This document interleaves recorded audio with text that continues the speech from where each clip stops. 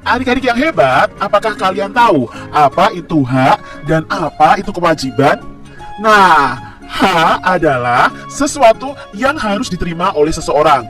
Jadi, adik-adik mempunyai hak, mempunyai sesuatu yang harus diterima oleh seseorang kalau kita sudah melakukan kewajiban kita.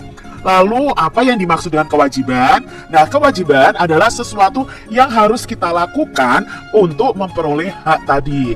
Nah, adik-adik, kewajiban kalian misalnya sebagai peserta didik harus belajar. Nah, hak kalian apa? Misalnya mendapatkan nilai. Jadi, kita harus melakukan kewajiban kita terlebih dahulu, baru kita akan mendapatkan hak kita. Hak dan kewajiban itu ada di rumah, di sekolah, bahkan di masyarakat.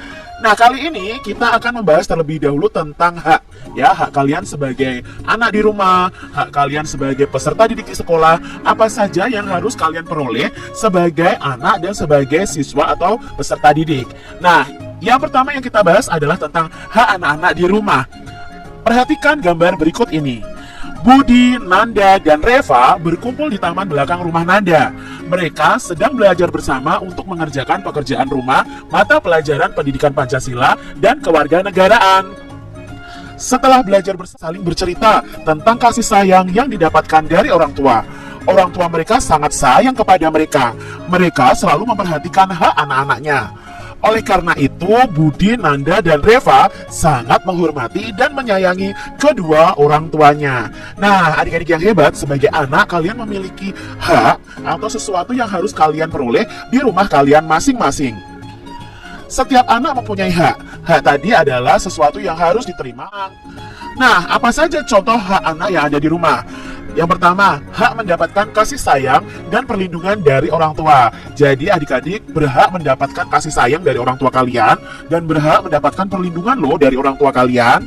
Lalu kalian juga berhak untuk mendapatkan tempat tinggal dan mendapatkan pakaian ya. Jadi kalau misalnya baju kalian sudah rusak, sudah sobek, kalian berhak untuk mendapatkan pakaian dari orang tua kalian ya. Orang tua kalian akan membelikan pakaian untuk kalian. Lalu apalagi hak anak di rumah? Berikutnya adalah hak mendapatkan makanan dan uang jajan. Nah, adik-adik ya, kalian itu berhak di rumah itu dipelihara oleh orang tua kalian. Misalnya mendapatkan makanan untuk sekolah mungkin ya, diberi uang jajan atau uang saku, itu adalah hak kalian. Lalu mendapatkan pendidikan dan kesehatan. Nah, ini adalah yang kalian peroleh. Jadi ya, harus disekolahkan dan mendapatkan kesehatan. Lalu apalagi nih haknya? Nah, hak untuk bermain. Kalian boleh bermain adik-adik, itu hak kalian ya. Yang harus kalian peroleh, kalian diberi waktu untuk bermain. Tetapi bermainnya juga harus tahu waktu atau tahu aturan. Berikutnya adalah hak untuk didengar pendapatnya. Jadi kalian juga boleh berpendapat di keluarga kalian, dan orang lain atau keluarga kalian juga berhak mendengarkan pendapat kalian. Nah, itu tadi hak kalian di rumah. Lalu hak kalian di sekolah apa saja nih? Apa saja sih hak di sekolah kita ya? Budi, Nanda, dan Reva bersekolah di SD Sukamaju. Sekolah mereka itu bersih. Sekolah mereka juga aman. Mereka bisa belajar dengan tenang.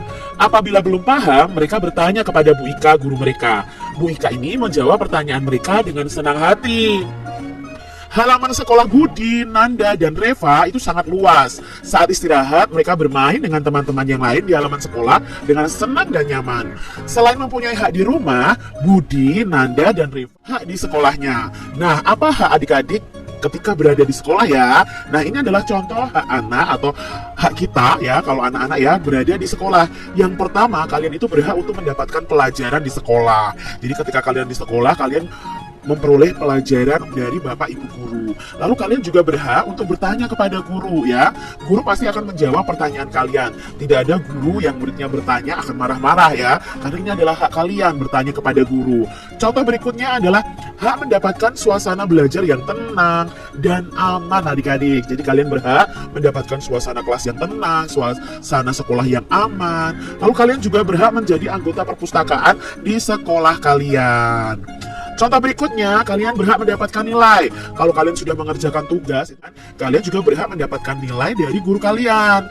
Kalian juga berhak untuk meminjam buku nih adik-adik di perpustakaan. Lalu hak kalian di sekolah adalah hak bermain saat jam istirahat. Jadi ketika jam istirahat kalian boleh bermain. Lalu berikutnya ada hak mendapatkan sarana belajar seperti buku, meja, dan kursi yang baik ketika berada di sekolah. Nah, itu tadi adalah hak anak-anak di rumah maupun di sekolah. Nah, untuk kewajiban kita akan bahas di video selanjutnya. Jadi sekarang adik-adik sudah hak-hak kalian ya, apa yang harus kalian peroleh baik di rumah maupun